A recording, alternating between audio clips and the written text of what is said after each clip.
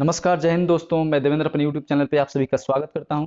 आजकल social media platform पे बहुत ज़्यादा रेलवे के प्राइवेटाइजेशन के बारे में चर्चा चल रही है कि रेलवे जो है प्राइवेट सेक्टर को बेच रहा है। मतलब भारत सरकार क्या है, रेलवे को प्राइवेट सेक्टर के हाथों में बेच रहा है।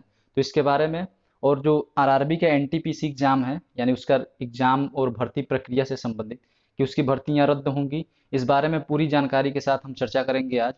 तो बिना किसी देरी के वीडियो शुरू करते हैं।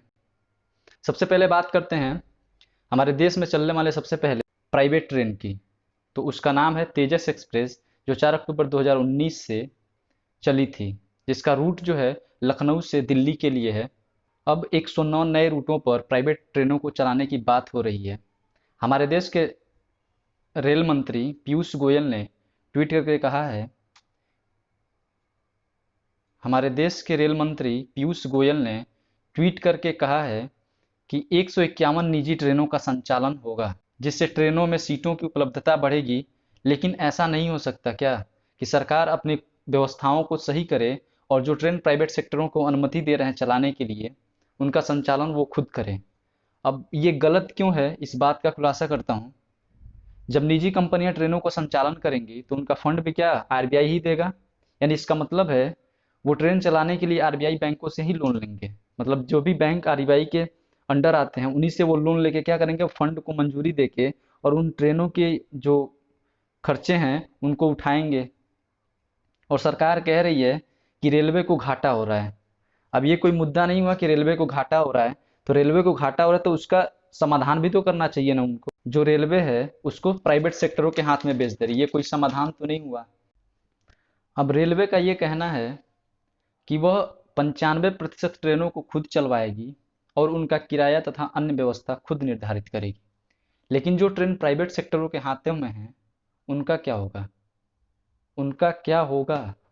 उनका किराया या अन्य व्यवस्था तो वही तय करेंगे ना। ऑब्वियसली किराया तो बढ़ना ही है।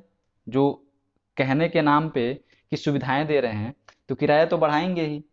लेकिन अगर सरकार चाहे तो क्या कर सकती है, उसको अपने अपने में खुद सुधार करके, अपने रेलवे व्यवस्था में सुधार करके सभी जो घाटे हैं उनको सही कर सकती है।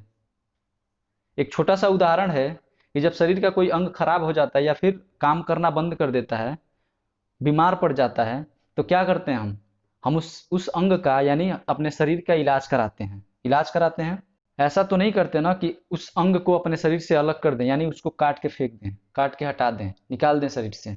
इतनी सी छोटी सी बात रेलवे को समझ नहीं आ रही है। उसको समझना चाहिए अगर उसमें घाटा हो रहा है तो उस घाटे को मुनाफे में बदलने के उपाय सोचने चाहिए। इतनी बड़ी संस्था है तो इतना छोटा सा काम वो सॉल्व नहीं कर सकते क्या? सरकार बनती क्यों है आखिर? हालांकि रेलवे ने कुछ अच्छे काम किए हैं, लेकिन इसका मतलब ये तो नहीं कि अच्छा काम करने के बाद बुरा काम या जो अन्य जनता के अनुकूल नहीं है वो भी करना पड़े उनको, वो भी करें। अब बात करते हैं रेलवे की निकाली गई भर्तियों के बारे में। तो रेल मंत्रालय ने ट्वीट करके बताया है कि वह भारतीय रेलवे की किसी भी ट्रेन संचालन और रख रखाव जो मेंटेनेंस के लिए जरूरी किसी भी सुरक्षा श्रेणी के पदों को नहीं रोकेगी। इसके अलावा रेलवे ने खुद सुरक्षा के नए पोस्ट बना सकती है, उन्होंने ऐसा दावा किया है, ट्वीट के माध्यम से बताया है। भारतीय रेलवे ने यह साफ साफ कह दिया है कि अन्य सभी प्रकार के पदों के लिए चल रही भर्ती प्रक्रिया यथावत चलती रहेंगी, यानी पुनः जैसे चल रही थी वैसे चलती रहेंगी। मतलब उसमें कोई रुकावट नहीं है। जो प्रक्रिया अभी बात चल रही है 2 साल के अंतर्गत, 2 साल के अंदर जो भी भर्ती निकाली गई हैं उनको रद्द कर दिया जाएगा, तो ऐसा बिल्कुल नहीं है।